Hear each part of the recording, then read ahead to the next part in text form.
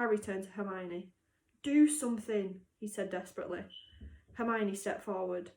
"Neville," she said, "I'm really, really sorry about this." She raised her wand. "Petrificus totalis," she cried, pointing it at Neville. Neville's arms snapped to his sides. His legs sprang together. His whole body rigid, he swayed where he stood and then fell flat on his face, stiff as a board. Hermione ran to turn him over. Neville's jaws were jammed together so he couldn't speak. Only his eyes were moving, looking at them in horror. "What have you done to him?" Harry whispered. "It's the full body bind," said Hermione miserably. "Oh, Neville, I'm so sorry." "We had to, Neville. No time to explain," said Harry. "You'll understand later, Neville," said Ron, as they stepped over him and pulled on the invisibility cloak. But leaving Neville lying motionless on the floor didn't feel like a very good omen. In their nervous state, every statue's shadow looked like Filch. Every distant breath of wind sounded like Peeves swooping down on them. At the foot of the first set of stairs, they spotted Mrs. Norris skulking near the top. "Oh, let's kick her, just this once," Ron whispered in Harry's ear, but Harry shook his head. As they climbed carefully around her, Mrs. Norris turned her lamp-like eyes on them, but didn't do anything. They didn't meet anyone else until they reached the staircase up to the 3rd floor. Peeves was bobbing up, halfway up, loosening the carpet so that people would trip. "Who's there?" he said suddenly as they climbed towards him. He narrowed his wicked black eye. "Even if I can't see you, are you a ghoulie or ghosty, or wee student beastie?" He rose up in the air and floated there, squinting at them. "Should call Filch, I should, if something's a creeping round unseen." Harry had a sudden idea. "Peeves," he said in a hoarse whisper. "The bloody Baron has his own reasons for being invisible." Peeves almost fell out of the air in shock. He caught himself in time and hovered about a foot off the stairs. "So sorry, your bloodiness, Mr. Baron, sir," he said greasily. My mistake. I didn't see you. Of course I didn't. You're invisible. Forgive old Peevesy his little joke, sir." "I have business here, Peeves," croaked Harry. "Stay away from this place tonight." "I will, sir, I most certainly will," said Peeves, rising up in the air again. "Hope your business goes well, Baron. I'll not bother you." And he scooted off. "Brilliant, Harry," whispered Ron. A few seconds later they were there, outside the 3rd floor corridor, and the door was already ajar. "Well, there you are," Harry said quietly. "Snape's already got past Fluffy." Seeing the open door somehow seemed to impress upon all 3 of them what was facing them. Underneath the cloak, Harry turned to the other 2. "If you want to go back, I won't blame you," he said. "You can take the cloak, I don't need it now." "Don't be stupid," said Ron. "We're coming," said Hermione. Harry pushed the door open. As the door creaked, low, rumbling growls met their ears. All 3 of the dog's noses sniffed madly in their direction, even though it couldn't see them. "What's that at its feet?" Hermione whispered. "Looks like a harp," said Ron. "Snape must have left it there." "It must wake up the moment you stop playing," said Harry. "Well, here goes." He put Hagrid's flute to his lips and blew. It wasn't really a tune, but from the first note the beast's eyes began to droop. Harry hardly drew breath. Slowly the dog's growls ceased. It tottered on its paws and fell to its knees, then slumped to the ground fast asleep. "Keep playing," Ron warned Harry as they slipped out of the cloak and crept towards the trapdoor. They could feel the dog's hot, smelly breath as they approached the giant heads.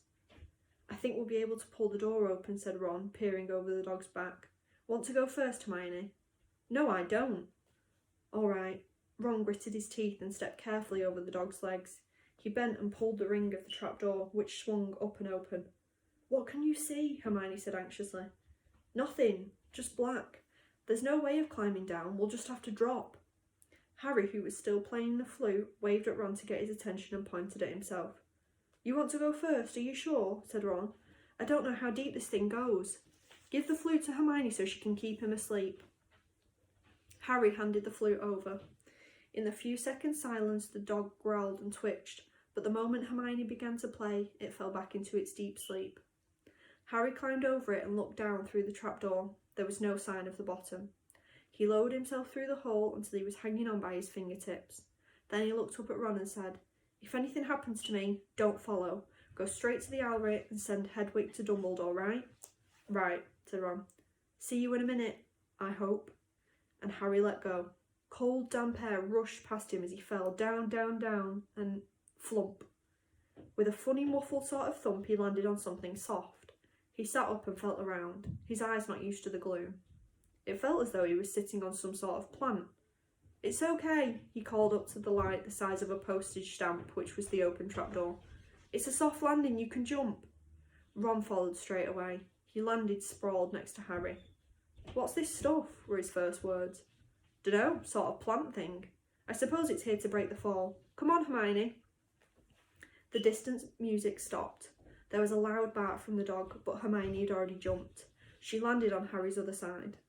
"We must be miles under the school," she said. "Lucky this plant thing's here, really," said Ron. "Lucky?" shrieked Hermione. "Look at you both." She leapt up and struggled towards a damp wall. She had to struggle because the moment she had landed, the plant had started to twist snake-like tendrils around her ankles. As for Harry and Ron, their legs had already been bound tightly in long creepers without their noticing. Hermione had managed to free herself before the plant got a firm grip on her. Now she watched in horror as the two boys fought to pull the plant off them. But the more they strained against it, the tighter and faster the plant wound around them. "Stop moving," Hermione ordered them. "I know what this is. It's Devil's Snare." "Oh, I'm so glad we know what it's called. That's a great help," snarled Ron, leaning back, trying to stop the plant curling around his neck. "Shut up, I'm trying to remember how to kill it," said Hermione. "Well, hurry up, I can't breathe," Harry gasped, wrestling with it as it curled around his chest. Devil's Snare, Devil's Snare. What did Professor Sprout say? It likes the dark and damp. "So light a fire," Harry choked. "Yes, of course, but there's no wood," Hermione cried, wringing her hands. "Have you gone mad?" Ron bellowed. "Are you a witch or not?" "Oh, right," said Hermione, and she whipped out her wand, waved it, muttered something, and sent a jet of the same bluebell flame she had used on Snape at the plant. In a matter of seconds, the two boys felt it loosening its grip as it cringed away from the light and warmth. Wriggling and flailing, it unravelled itself from their bodies, and they were able to pull free. "Lucky you pay attention in herbology, Hermione," said Harry as he joined her by the wall, wiping sweat off his face. "Yeah," said Ron, "and lucky Harry doesn't lose his head in a crisis. There's no wood, honestly." "This way," said Harry, pointing down a stone passageway, which was the only way on. All they could hear, apart from their footsteps, was the gentle drip of water trickling down the walls. The passageway sloped downwards, and Harry was reminded of Gringotts. With an unpleasant jolt of the heart, he remembered the dragon said to be guarding vaults in the Wizard's Bank. If they met a dragon, a fully grown dragon, Norbert had been bad enough. "Can you hear something?" Ron whispered. Harry listened. A soft rustling and clinking seemed to be coming from up ahead. "Do you think it's a ghost?" "I don't know. Sounds like wings to me." "There's light ahead. I can see something moving." They reached the end of the passageway and saw before them a brilliantly lit chamber, its ceiling arching high above them. It was full of small, jewel-bright birds fluttering and tumbling all around the room. On the opposite side of the chamber was a heavy wooden door. "Do you think they'll attack us if we cross the room?" said Ron. "Probably," said Harry. "They don't look very vicious, but I suppose if they all swoop down at once." "Well, there's nothing for it. I'll run." He took a deep breath, covered his face with his arms, and sprinted across the room. He expected to feel sharp beaks and claws tearing at him any second, but nothing happened. He reached the door untouched. He pulled the handle, but it was locked. The other two followed him. They tugged and heaved at the door, but it wouldn't budge, not even when Hermione tried her Alohomora charm. "Now what?" said Ron. "These birds. They can't be here just for decoration," said Hermione. They watched the birds soaring overhead, glittering. Glittering? "They're not birds," Harry said suddenly. "They're keys, winged keys. Look carefully." "So that must mean—" He looked around the chamber, while the other two squinted up at the flock of keys. "Yes, look, broomsticks. We've got to catch the key to the door." "But there are hundreds of them." Ron examined the lock on the door. "We're looking for a big old-fashioned one, probably silver like the handle." They seized a broomstick each and kicked off into the air, soaring into the midst of the cloud of keys. They grabbed and snatched, but the bewitched keys darted and dived so quickly it was almost impossible to catch one. Not for nothing, though, Harry was the youngest seeker in a century. He had a knack for spotting things other people didn't. After a minute's weaving about through the whirl of rainbow feathers, he noticed a large silver key that had a bent wing. as if it had been already caught and stuffed roughly into the keyhole. "That one," he called to the others. "That big one. There. No, there, with the bright blue wings. The feathers are all crumpled on one side."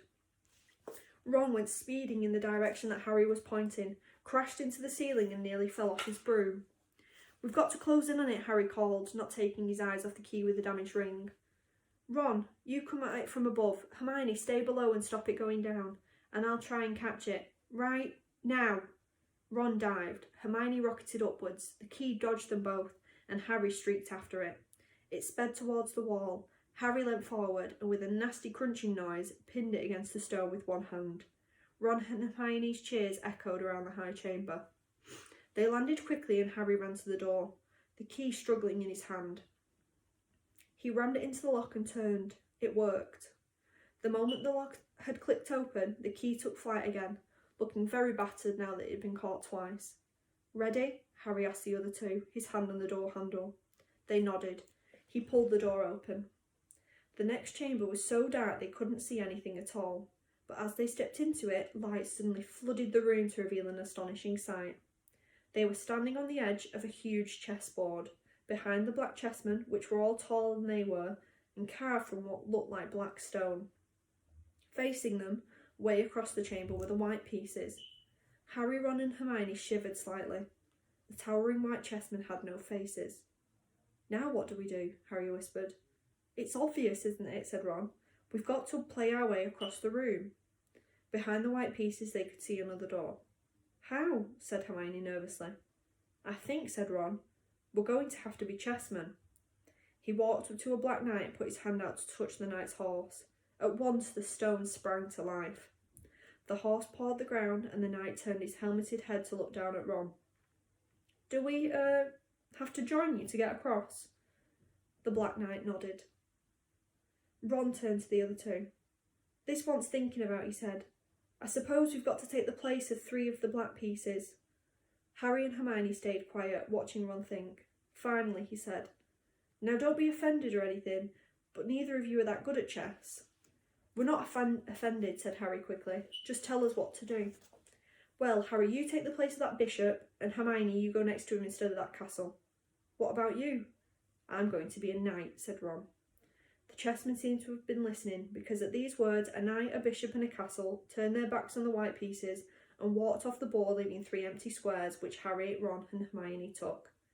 "White always plays first in chess," said Ron, peering across the board. "Yes, look." A white pawn had moved forward 2 spaces. Ron started to direct the black pieces. They moved silently wherever he sent them. Harry's knees were trembling. What if they lost? "Harry, move diagonally 4 squares to the right." Their first real shot came when the other knight was taken. The white queen smashed him to the floor and dragged him off the board, where he lay quite still, face down. "Had to let that happen," said Ron, looking shaken. "Leaves you free to take that bishop, Hermione. Go on." Every time one of their men was lost, the white pieces showed no mercy. Soon there was a huddle of limp black players slumped along the wall. Twice Ron only just noticed in time that Harry and Hermione were in danger. He himself darted around the board, taking almost as many white pieces as they had lost black ones. "We're nearly there," he muttered suddenly. Let me think. The white queen turned her blank face towards him. "Yes," said Ron softly. "It's the only way. I've got to be taken." "No!" Harry and Hermione shouted. "That's chess," snapped Ron. "You've got to make some sacrifices." "I take 1 step forward and she'll take me. That leaves you free to checkmate the king, Harry. But do you want to stop Snape or not?" "Ron, look, if you don't hurry up, he'll already have the stone." There was nothing else for it. "Ready?" Ron called, his face pale but determined. "Here I go. Now don't hang around once you've won." He stepped forward and the white queen pounced. She struck Ron hard around the head with her stone arm and he crashed to the floor. Hermione screamed but stayed on her square. The white queen dragged Ron to one side. He looked as if he'd been knocked out. Shaking, Harry moved 3 spaces to the left. The white king took off his crown and threw it at Harry's feet. They had won. The chessmen parted and bowed, leaving the door ahead clear. With one last desperate look back at Ron, Harry and Hermione charged through the door and up the next passageway. "What if he's—" "He'll be all right," said Harry, trying to convince him. What do you reckon's next? We've had Sprouts, that was the devil's snare. Flitwick must have put the charms on the keys. McGonagall transfigured the chessmen to make them alive. That leaves Quirrell's spell, and Snape's. They had reached another door. All right, Harry whispered. Go on. Harry pushed it open. A disgusting smell filled their nostrils, making both of them pull their robes up over their noses. Eyes watering, they saw, flat on the floor in front of them, a troll even larger than the one they had tackled, out cold with a bloody lump on its head. I'm glad we didn't have to fight that one, Harry whispered, as they stepped carefully over one of its massive legs. Come on, I can't breathe. He pulled open the next door, both of them hardly daring to look at what came next. But there was nothing very frightening in here, just a table with 7 different shaped bottles standing on it in a line. Snape, said Harry. What do we have to do? They stepped over the threshold and immediately a fire sprang up behind them in the doorway. It wasn't an ordinary fire either. It was purple. At the same instant, black flames shot up in the doorway leading onwards. They were trapped. Look, Hermione seized a roll of paper lying next to the bottles. Harry looked over her shoulder to read it. Danger lies before you, while safety lies behind. 2 of us will help you, whichever you would find. 1 among us 7 will let you move ahead. Another will transport the drinker back instead. 2 among our number hold only nettle wine. 3 of us are killers, waiting hidden in line. Choose unless you wish to stay here forevermore. To help you in your choice, we give you these clues 4. First, however slyly the poison tries to hide, you will always find some on nettle wine's left side. Second, different are those who stand at either end, but if you would move onwards, neither is your friend. Third, as you see clearly, all are different size. Neither dwarf nor giant holds death in their insides. Fourth, the second left and the second on the right are twins once you taste them, though different at first sight. Hermione let out a great sigh, and Harry, amazed, saw that she was smiling, the very last thing he felt like doing. Brilliant, said Hermione. This isn't magic, it's logic, a puzzle. A lot of the greatest wizards haven't got an ounce of logic. They'd be stuck in here forever. But so will we, won't we? Of course not, said Hermione. Everything we need is here on the paper. 7 bottles, 3 are poison, 2 are wine, 1 will get us safely through the Blackfire, and 1 will get us back through the purple. But how do we know which to drink? Give me a minute. Hermione read the paper several times. Then she walked up and down the line of bottles, muttering to herself and pointing at them. At last she clapped her hands. Got it, she said. The smallest bottle will get us through the Blackfire, towards the stone. Harry looked at the tiny bottle. There's only enough there for 1 of us, he said. That's hardly 1 swallow. They looked at each other. Which one will get you back through the purple flames? Hermione pointed at a rounded bottle at the end of the line. You drink that, said Harry. No, listen. Get back and get Ron. Grab brooms from the flying key room. They'll get you out of the trapdoor and past Fluffy. Go straight to the Owlry and send Hedwig to Dumbledore. We need him. I might be able to hold Snape off for a while, but I'm no match for him, really. But Harry, what if you know who's with him? Well, I was lucky once, wasn't I, said Harry, pointing at his scar. I might get lucky again. Hermione's lip trembled, and she suddenly dashed at Harry and threw her arms around him. Hermione! Harry, you're a great wizard, you know. I'm not as good as you, said Harry, very embarrassed, as she let go of him. Me, said Hermione. Books and cleverness. There are more important things. Friendship and bravery and... Oh, Harry, be careful. You drink first, said Harry. You are sure which is which, aren't you? Positive, said Hermione. She took a long drink from the round bottle at the end and shuddered. It's not poison, said Harry anxiously. No, but it's like ice. Quick, go before it wears off. Good luck, take care. Go! Hermione turned and walked straight through the purple fire. Harry took a deep breath and picked up the smallest bottle. He turned to face the black flames. Here I come, he said, and he drained the little bottle in one gulp. It was indeed as though ice was flooding his body. He put the bottle down and walked forward. He braced himself, saw the black flames licking his body but couldn't feel them. For a moment he could see nothing but dark fire. Then he was on the other side, in the last chamber. There was already someone there. But it wasn't Snape. It wasn't even Voldemort.